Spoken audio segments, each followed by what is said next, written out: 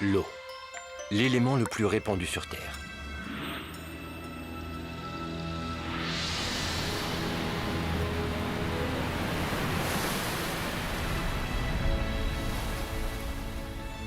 L'eau nous accompagne à tout moment de notre vie. Mais connaît-on pour autant les propriétés et secrets de cet incroyable élément? D'où vient-elle? Comment l'eau est-elle arrivée à notre planète?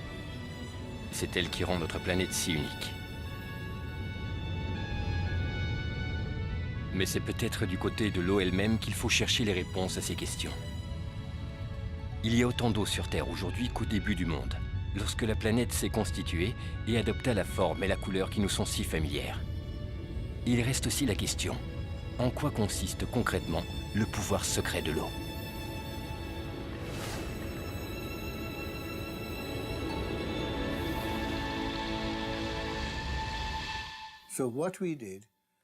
Nous avons travaillé de la manière habituelle, dans l'étude d'un environnement naturel. Nous nous sommes simplement concentrés plus particulièrement sur l'eau, mais en l'analysant sous de multiples angles. Dans les Saintes Écritures, l'eau est bien plus qu'une simple substance physique et chimique.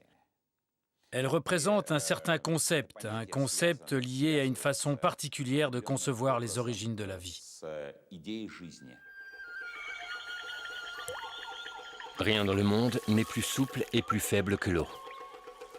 Mais pour enlever le dur et le fort, rien ne la surpasse. Et personne ne peut la vaincre, alors qu'elle est facile à conquérir. La faiblesse a raison de la force. La souplesse a raison de la dureté. Tout le monde le sait, mais personne ne parvient à le mettre en pratique. Voilà ce qu'a écrit le philosophe chinois Lao Tzu il y a plus de 2500 ans.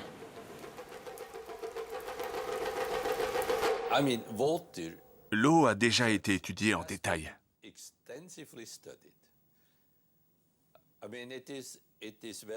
Il est d'ailleurs notoire que l'eau a des caractéristiques physiques et chimiques extraordinaires par rapport aux autres substances liquides. Aucun scientifique n'est en mesure d'expliquer pourquoi le volume de l'eau augmente en dessous de 0 degré son point de glaciation et inversement diminue de volume jusqu'à 4 degrés Celsius. Toute substance refroidie se contracte. Autrement dit, son volume diminue. Mais l'eau, au contraire, se dilate. Depuis la nuit des temps, l'homme a appris à utiliser ces caractéristiques. Les peuples du Nord obtenaient des pierres pour la construction en versant de l'eau entre les failles des rochers, avant l'arrivée du gel. Au sud, les hommes enfonçaient des pieux de bois dans la roche et les imbibaient d'eau. En se gonflant, le bois faisait éclater la pierre. Bien plus tard, les scientifiques ont constaté que l'eau qui se trouve dans les pores et les capillaires est capable de développer un niveau de pression énorme. Dans une graine par exemple, au moment de la germination, la pression peut atteindre 400 bars. Voilà pourquoi une jeune pousse parvient parfaitement à percer le bitume. La molécule de l'eau est vraiment petite. Et pourtant, elle présente des caractéristiques extraordinaires. On ne trouve aucune autre molécule qui présente des anomalies similaires. Si une seule de ces anomalies avait manqué, la vie ne serait jamais apparue sur la planète. Chaque propriété de l'eau est unique et trouve difficilement une explication dans le cadre classique et traditionnaliste des lois physiques. Les sciences n'ont toujours pas trouvé réponse à certaines questions. Pourquoi l'eau est-elle la seule substance sur Terre qui peut se présenter en 3 états, liquide, gazeux et solide? Pourquoi la tension de la surface de l'eau est-elle la plus élevée parmi tous les liquides? Pourquoi l'eau est-elle le dissolvant le plus puissant au monde et comment? De quelle façon l'eau, défiant la gravité terrestre, est capable de remonter à l'intérieur des troncs des grands arbres, surmontant ainsi des pressions de dizaines de bars?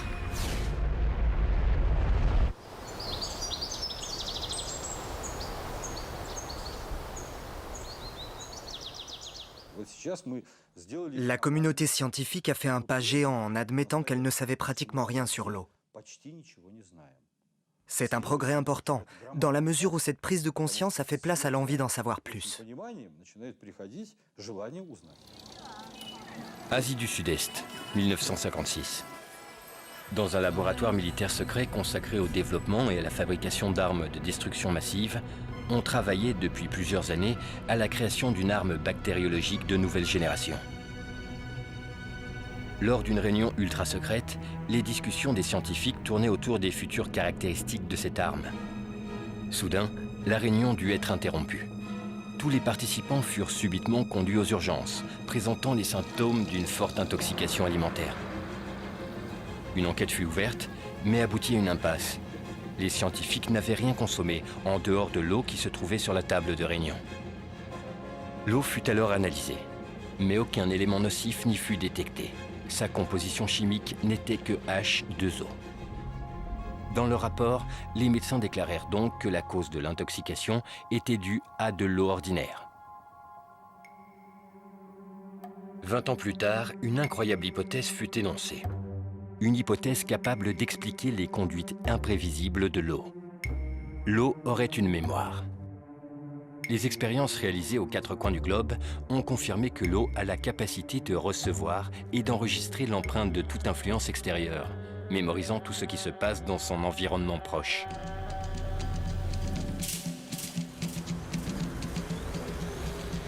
Toute substance qui entre en contact avec l'eau y laisse donc une trace.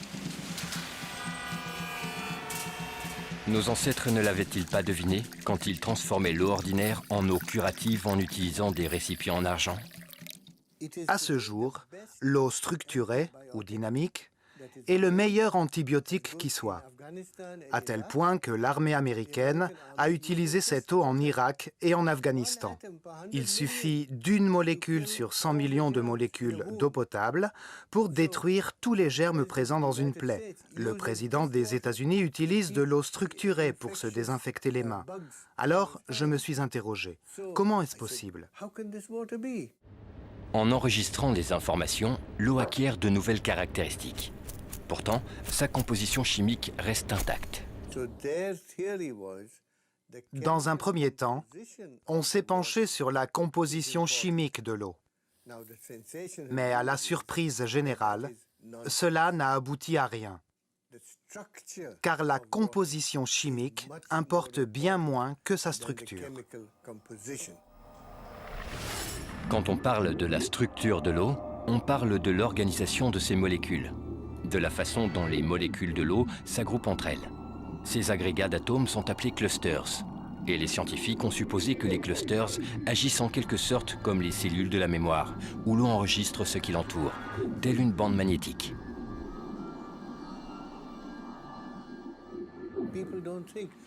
Les gens ne se doutent pas que l'eau change lorsqu'on allume la lumière, ou que, sous l'influence d'un champ électrique, l'eau peut changer. Nos recherches actuelles vont dans cette direction. De toute évidence, l'eau reste de l'eau. Mais sa structure, tout comme un système nerveux, réagit à chaque irritation. Les instruments modernes ont permis de mesurer que chaque cellule de mémoire de l'eau, de la taille d'un micron, contient 440 000 tables d'informations. Et chacune de ces tables peut enregistrer son propre type d'interaction avec l'environnement.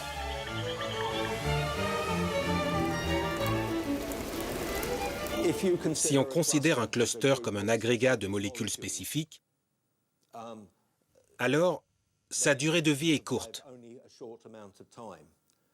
Mais si on le considère comme une structure, que les molécules peuvent quitter et réintégrer à loisir, sa durée de vie s'en voit largement accrue.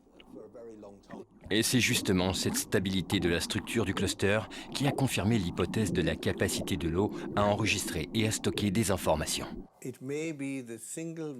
Peut-être que l'eau est une sorte de disque dur rempli d'informations, unique en son genre.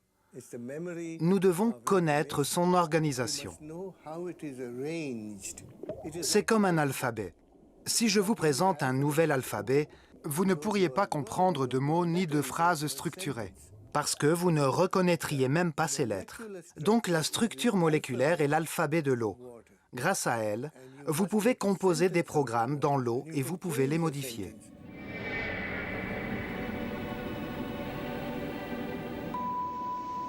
Hiver 1880. Le bateau Lara, parti de Liverpool, fait route vers San Francisco. Au 3e jour de trajet, un incendie se déclare à bord. Les canots de sauvetage quittent le bateau. Parmi les rescapés se trouve le capitaine Neil Carey. Mais très vite, les réserves d'eau s'épuisent et les survivants commencent à souffrir de la soif. Après 3 terribles semaines de tourmente en pleine mer, ces hommes atteignent enfin la côte. Le capitaine Carey, considéré comme un homme intègre et sérieux, raconte ce qui les a sauvés. Nous avons rêvé d'eau douce et nous avons commencé à imaginer l'eau bleu marine se transformer en eau bien verte et potable. J'ai rassemblé mon courage et j'ai puisé de l'eau. Quand je l'ai goûtée, elle était douce.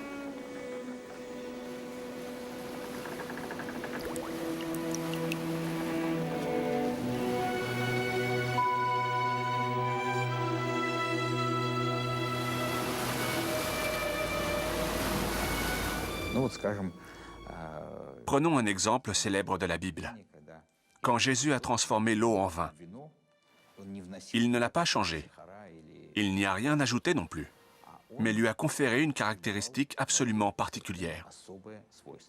Nous avons réalisé de nombreuses expériences en exposant des échantillons d'eau à diverses influences, diverses forces, telles que des champs magnétiques ou électrostatiques, diverses substances, ou encore à des émotions humaines. Il est alors apparu clairement que ce sont les émotions humaines, positives ou négatives, qui représentent la plus importante de toutes les influences. Dans le laboratoire du professeur Karatov, des expériences ont été menées sur l'influence des émotions humaines sur l'eau.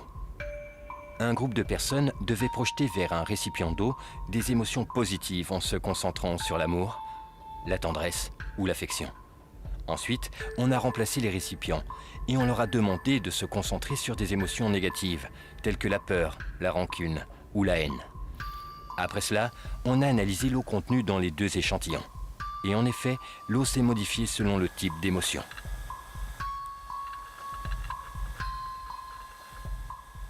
On a remarqué que les émotions positives, comme l'amour, augmentent les niveaux énergétiques de l'eau et la stabilisent, alors que les émotions négatives, comme la haine, les font baisser, provoquant des changements radicaux dans l'eau.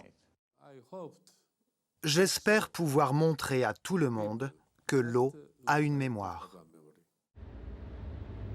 Dans le laboratoire du Dr Emoto, on analyse des échantillons d'eau soumis à diverses influences extérieures. Ces échantillons d'eau sont ensuite fixés et enregistrés par une congélation instantanée de l'eau pour pouvoir l'observer au microscope. Voilà à quoi ressemble une eau chauffée au micro-ondes. Ici, les effets du téléphone portable. Ici, une eau à laquelle on a dit merci. Pardon. Tu me dégoûtes.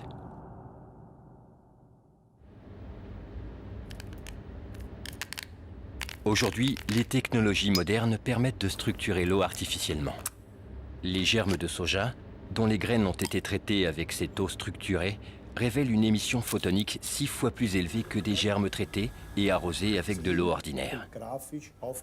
L'utilisation d'une eau structurée réduit les délais de maturation des légumes et multiplie leur valeur nutritive.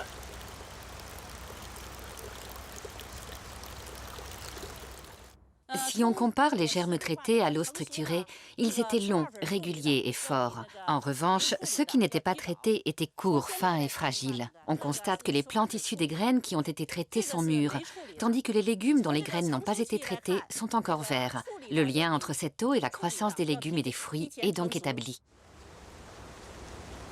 Pour l'irrigation des plantes, le recours à l'eau structurée permet d'économiser 20% d'eau, alors qu'aucun engrais n'a été rajouté ni dans le sol ni dans l'eau. Seule sa structure est modifiée. Entre-temps, les scientifiques peuvent expliquer comment cela se passe. Par contre, ils n'ont pas encore de réponse à la question « Pourquoi cela arrive-t-il » L'homme, selon son âge, est composé de 70 à 90% d'eau. Pour maintenir ses fonctions vitales, l'homme adulte boit quotidiennement plus ou moins 2,5 litres d'eau par jour. Dans son bain ou en prenant sa douche, il absorbe encore 1,5 litre d'eau.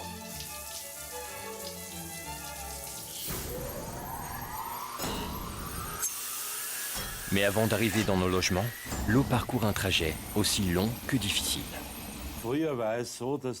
Avant, le bon sens voulait que les gens s'installent là où se trouve une source naturelle d'eau.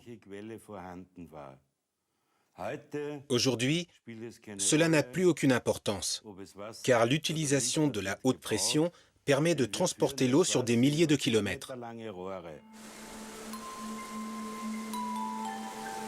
Dans la nature, l'eau suit harmonieusement des courbes, en serpentant sensuellement. Alors que dans un réseau hydraulique, l'eau tourne des centaines de fois à angle droit.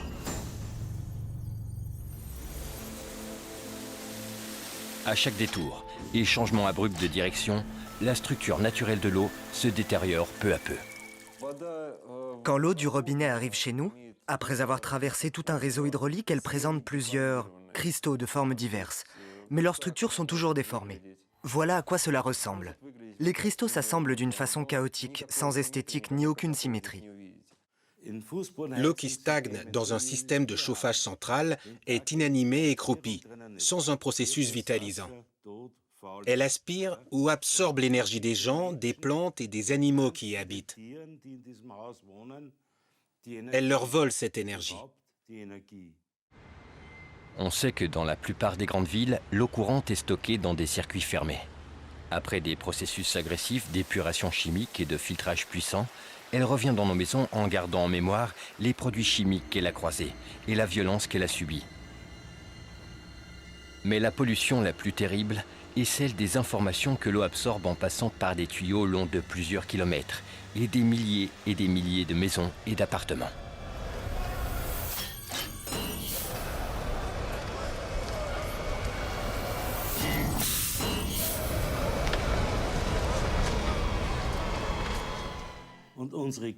Nous polluons spirituellement l'eau, et nous le faisons de plus en plus.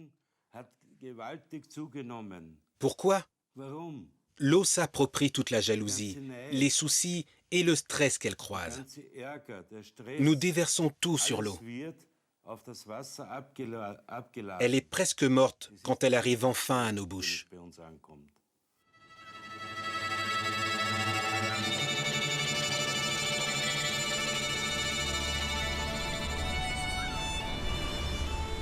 Notre planète est un énorme réservoir d'eau, à partir duquel s'épanouissent toutes les formes imaginables de la vie.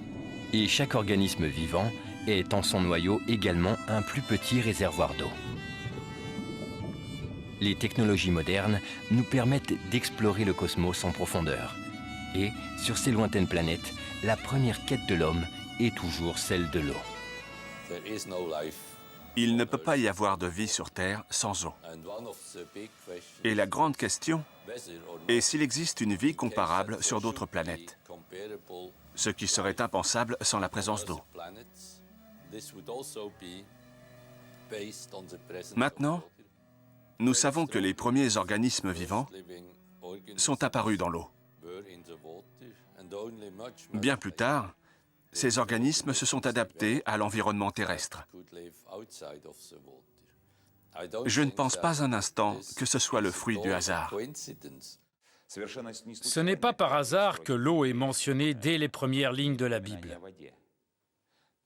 Quand il s'agit de décrire la création du monde, de la vie et de l'homme, l'eau y est irrémédiablement associée avant toute autre chose. Comme toutes les sculptures qui étaient déjà présentes dans la boule d'argile, l'eau contenait les principes ou concepts de tous les futurs organismes vivants qui allaient apparaître. Mais le démarrage de n'importe quel processus nécessite d'abord une impulsion, un déclencheur.